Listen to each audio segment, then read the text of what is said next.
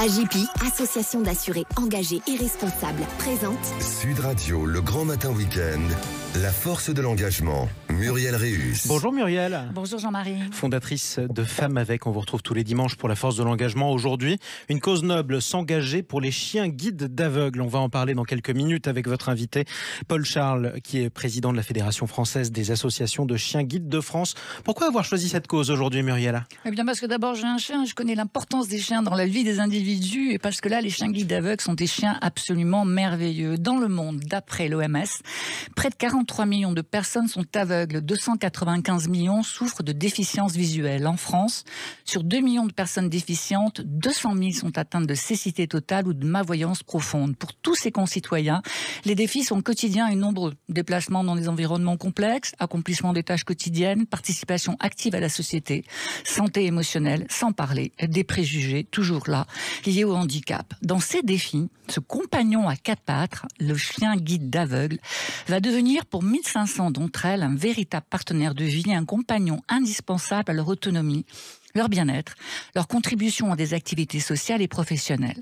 Alors la formation des chiens guides d'aveugles est un processus long et minutieux qui commence dès le plus jeune âge et qui va durer 2 ans. Leur sélection est rigoureuse, basée sur des critères de tempérament, de santé physique, de capacité à apprendre, de concentration, d'intuition face aux dangers potentiels. Alors interpréter les navigations dans des rues animées, dans les centres commerciaux, les transports en commun, indiquer bien sûr les changements de terrain et de niveau, les escaliers, les bordures, reconnaître, éviter les obstacles, traverser une route, mais aussi repérer une place assise dans un bus, dans un train, aller chercher le courrier, trouver un objet par son nom, localiser des produits dans un magasin, allumer ou éteindre la lumière. Les chiens guides d'aveugles peuvent exécuter jusqu'à une 60aine d'ordres. Ils savent évaluer les risques et prendre des décisions qui protègent la sécurité de la personne dont ils ont la charge. Sensibles aux émotions humaines, doués d'empathie, ils peuvent aussi détecter quand son ou sa propriétaire est stressé, anxieux, triste. En essayant de consoler, de distraire, ils vont réduire les niveaux d'anxiété, les sentiments de solitude ou d'isolement. Et c'est vraiment une relation unique, riche, multidimensionnelle qui va se développer entre le chien guide et son maître. Une relation qui transcende la simple notion d'animal de compagnie et de propriétaire et qui les engage tous deux dans un partenariat où chacun apporte sa contribution unique. Le maître croit en la capacité du chien à le guider en toute sécurité. Le chien a confiance en son maître pour répondre à ses besoins physiques, émotionnels, médicaux. Le chien s'engage à protéger, à offrir une compagnie constante, un soutien émotionnel. Et le maître s'engage lui à respecter son chien comme un partenaire égal et lui donner de l'amour et de l'attention. En fait, cette symbiose illustre comment 2 êtres, bien que différents, peuvent s'unir pour surmonter les défis et enrichir mutuellement leur existence. Eh bien joué Muriel, maintenant on a tous envie d'en avoir un comme Exactement. ça. On en parle avec notre invité, Paul Charles. Bonjour à vous et bienvenue sur Sud Radio. Bonjour à tous les auditeurs de Sud Radio et merci de m'accueillir. Vous êtes le bienvenu d'abord. Et puis vous êtes le président de la Fédération française des associations de chiens guides de France. Vous êtes l'invité de Muriel Réus. Alors déjà c'est terrible ça, parce que moi j'ai déjà envie d'en avoir un, comme j'en ai déjà un, j'ai déjà prévenu mon chien que peut-être il allait avoir une nouvelle arrivée à la maison. Et je ne sais pas si c'est une émission qui va être top pour lui. Alors depuis 15 ans, vous êtes président de la FAC, cette fédération qui est reconnue d'utilité publique et qui a célébré en 2022 son 50e anniversaire. C'est pas rien. 50 années pour permettre aux personnes déficientes visuelles de se déplacer en toute sécurité grâce à un chien guide. Alors, quelles sont les principales missions de cette association? Alors, la prochaine mission de cette association et de cette fédération, c'est d'abord de faire justement au grand public la diffusion et la reconnaissance du bien-être et du savoir-être, on va dire aussi, de nos amis compagnons à quatre pattes. C'est extraordinaire, comme vous l'avez déjà très précisé dans votre éditorial. Non seulement ils font beaucoup de choses, mais c'est un confident extraordinaire. Et ces confidents, dirais-je presque que c'est un couple qui s'unit. Oui, on peut dire ça. Ce mot couple intervient au moment, si vous voulez, de la présentation et du choix pratiquement du chien. On essaye de mettre en relation 2 personnes qui vont s'entendre, et ils vont s'entendre sur une période de 10 à 12 ans. C'est quand même important. Et il faut que ceci... Faut pas se tromper, Faut pas se tromper. Alors, de temps en temps, ça arrive, mais très, très, très peu fréquemment. Mais tout ça, c'est extraordinaire, parce qu'après, ce lien, cette symbiose, comme je dis, et on a, malgré tout, le regard du chien avant son maître, et se reçoit le maître, cette vibration, ce sentiment, il le ressent également, bien qu'il ne voit pas son chien, mais il le sait par la caresse, il le sait par l'attitude de son chien. Et ça, ce couple est extraordinaire et magique. Alors, ça coûte cher d'élever un chien guide d'aveugle. Ça coûte 25 000 €. L'État n'y participe pas, donc on pourrait se dire que quand même, je peux lancer un appel. Messieurs les ministres, mesdames les ministres, Ça serait bien de s'intéresser à ce sujet. Donc 25 000 €.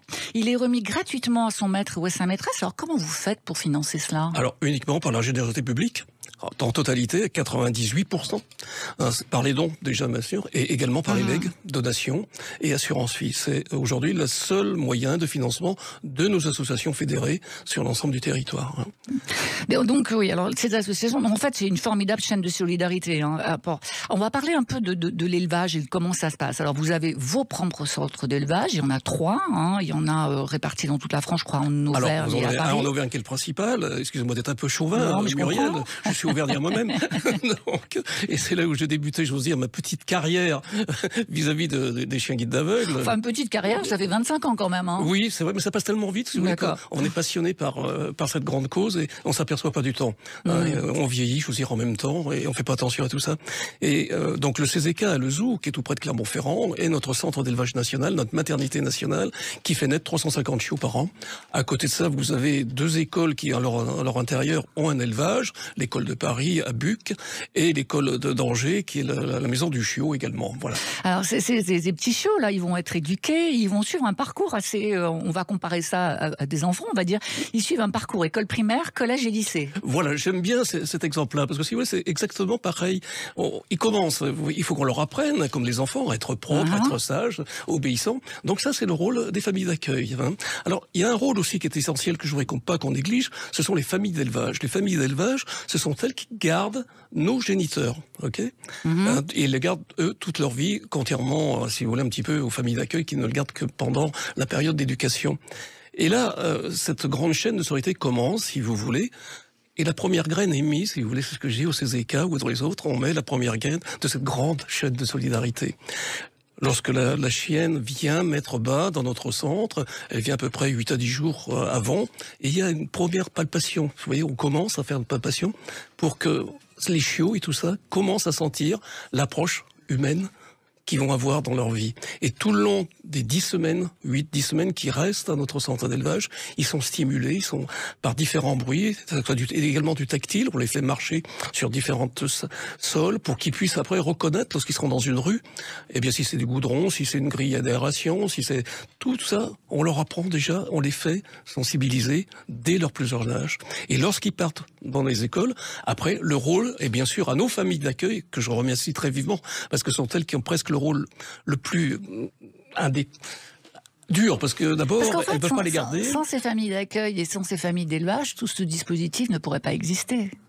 Ah, c'est tout à fait impossible. Impossible. Impossible. Impossible, si vous voulez, parce que justement, il faut que que ce soit la famille d'élevage et surtout la famille d'accueil, cette mise dans l'environnement du futur chien guide est obligatoire. Et il ne peut se faire qu'à l'intérieur d'une famille. On peut pas faire ça, je veux dire, au travers d'une structure très formalisée. C'est impossible. Et elles sont bénévoles, ces familles d'accueil? Totalement. Donc elles font ça gratuitement? Gratuitement. Tout Merci le monde à elles, vraiment, ça fait c'est partie formidable. des 2000 bénévoles à peu près que constitue notre grande chaîne de solidarité. Et qu'est-ce que vous faites alors? Parce que vous m'avez dit qu'il y avait 30% des chiots qui n'étaient pas sélectionnés, parce que tout le monde n'a pas cette capacité à accompagner un adulte et à protéger sa vie. Ces chiots qui eux-mêmes ne sont pas sélectionnés, ils deviennent quoi? Alors, si vous voulez, un petit mot sur cette capacité de devenir chien guide aveugle, c'est à ces chiens-là qu'on demande la plus grande réussite et la plus grande attention. On confie la vie de quelqu'un à un chien. Excusez-moi de dire un chien, je ne devrais pas dire un chien parce que c'est un compagnon. Mais donc il faut qu'il soit absolument sûr physiquement, si on veut qu'il soit dans le temps, qu'il rende son service le plus longtemps possible, il faut que physiquement ce chien-là soit apte à l'être. Donc c'est une des premières choses dans nos sélections, que ces chiots-là, et leurs parents surtout, soient exempts de tout problème physique, de tard physique. Et d'ailleurs, vous, ça fait 25 ans, c'est ce qu'on a dit tout à l'heure. Est-ce qu'il y a eu un accident à un moment donné? Un chien qui finalement aurait commis, entre guillemets, une erreur? Je crois que vous m'avez dit jamais. Alors, écoutez, aujourd'hui, je ne sais pas si c'est du bois, mais on va considérer que c'est vrai. Et aujourd'hui, non. C'est incroyable. Donc, ça veut dire que notre éducation, qui est dispensée par nos éducateurs, diplômés par notre titre, est fondamentale et sûre. C'est quoi les races de chiens? Alors, les races de chiens, si vous voulez... Qui sont chiens guides d'aveugles, bien sûr. Oui, sont chiens guides d'aveugles. Alors, c'est vrai qu'aujourd'hui, il y a 3 races principales, qui sont le labrador, le golden et le berger allemand. pour vous, mesdames, de temps en temps, un petit peu du caniche royal pour éviter que les poils ne traînent partout dans la maison, vous savez. Donc, il y a un petit peu ça. Et puis à côté de ça, bon, on peut trouver aussi de temps en temps d'autres races, mais il faut dire que dans la majorité, que ce soit dans le monde entier, c'est le Golden et le Labrador qui sont à 90% représentés. Et c'est des mâles ou des femelles? On va faire un peu de gender dog. Est-ce que je dois monter la dose pour les femelles ou est-ce que je dois dire la vérité? Non, la vérité, je veux la vérité.